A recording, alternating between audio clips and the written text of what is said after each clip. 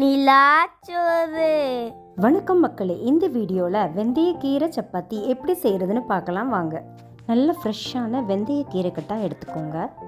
2 கைப்பிடி வர மாதிரி கீரையை நல்லா க்ளீன் பண்ணி சின்னதாக நறுக்கி வச்சுக்கோங்க.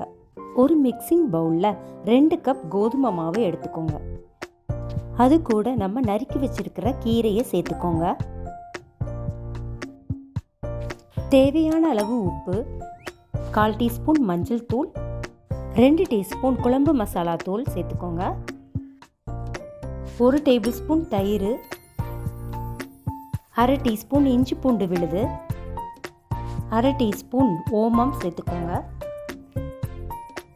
1 டேபிள் ஸ்பூன் எண்ணெய் சேர்த்து நல்லா எல்லாத்தையும் சேர்த்து கலந்து விடுங்க.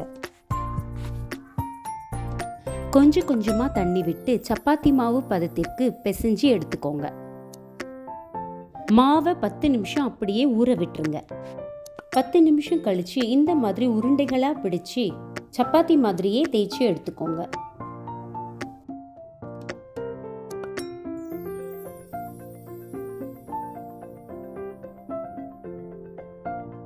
சப்பாத்திக்குள்ள கொஞ்சமாக எண்ணெய் விட்டு 2 சைடும் வேக வச்சு எடுத்துக்கோங்க.